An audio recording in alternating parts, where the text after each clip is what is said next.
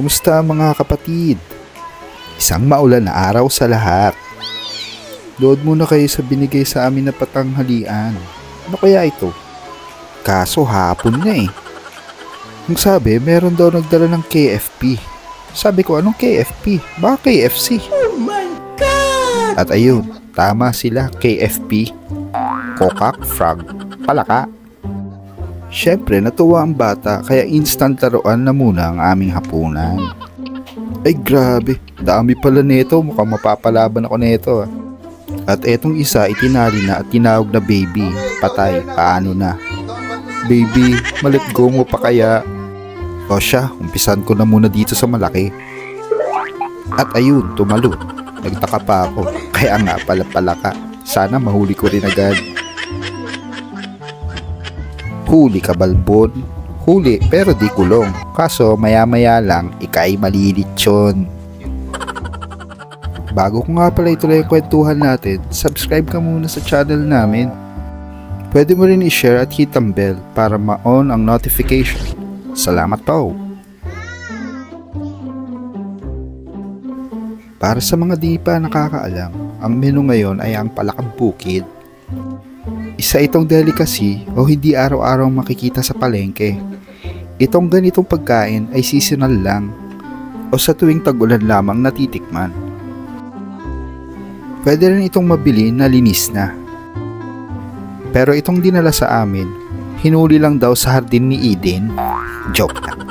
Galing ito sa Bulacan at binigay lang.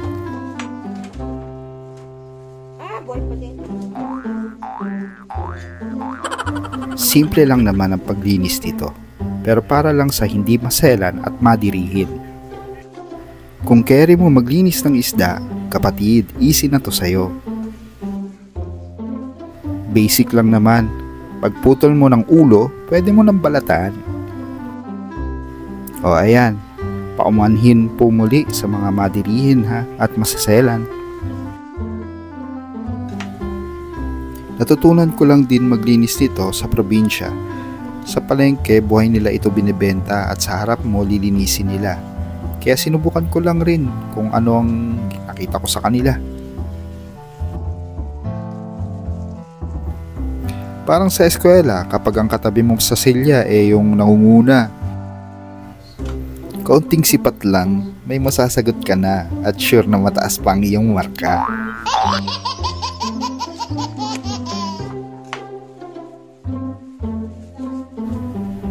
Ganyan lang naman, basta kapag nabalatan na, syempre tanggalin na rin ang laman ng tiyan.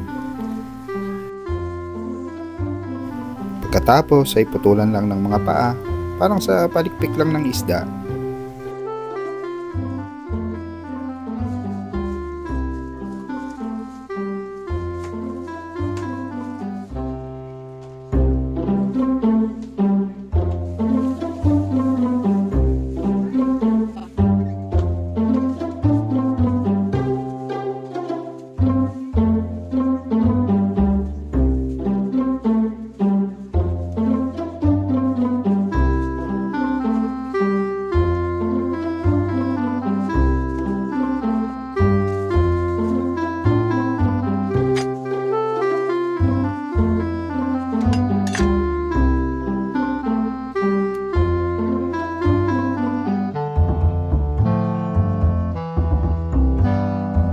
Dito ay pinatanggal lang ni Mudra ang ugat sa tiyan para hindi daw maging malansa.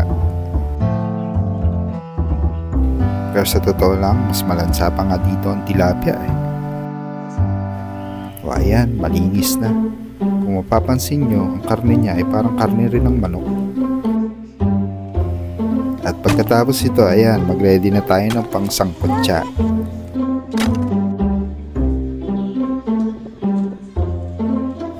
Basic adobo lang po ito. Bawang, sibuyas, luya, paminta, asin, suka, kalamansi, atswete, laurel at sili. Yun lang.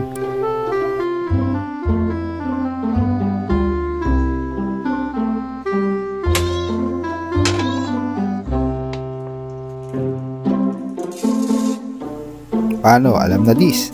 Basta patayuin nyo lang maigi.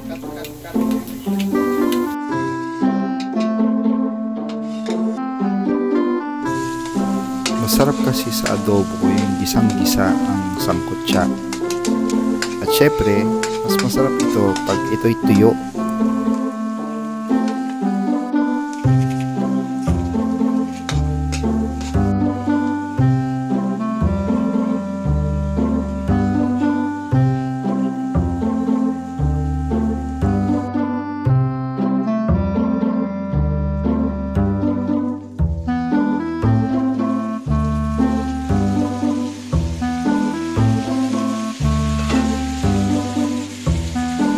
Kailan kaya maiimbento yung gadget na kapag nagluto ka, maamoy na rin sa cellphone, ano?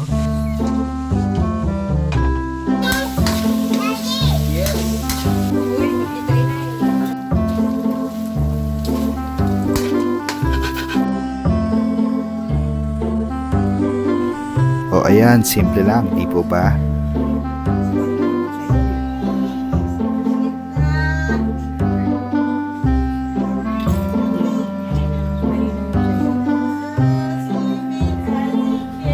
Simpleng patahe na sa taglabig matitikman habang umiiyak ang kalangitan. Sana sa mga may baby na di ma-let go, makarelate sa patahe ng inang ito.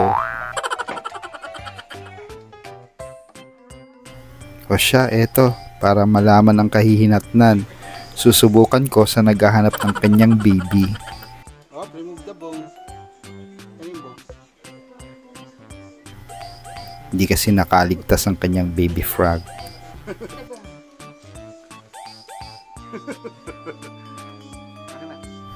Pero matututunan rin niyang i-let go ang baby niya sa tamang panahon. It's a frog. Kailangan mo lang rin minsan ibangin ang sarili mo o imukbang mo na lang pag alam mo na. You ate a frog. Tastes good? Is that a frog? Magugulat ka na What lang is that?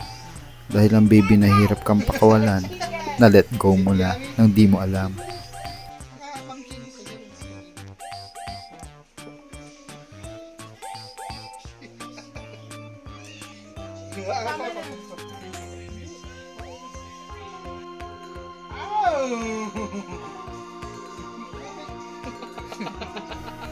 Darating kasi ang araw, lalakas rin ang iyong kalooban at masasabi mo sa kanya, kailangan na kita i-let go. I-flush na kita sa inodoro.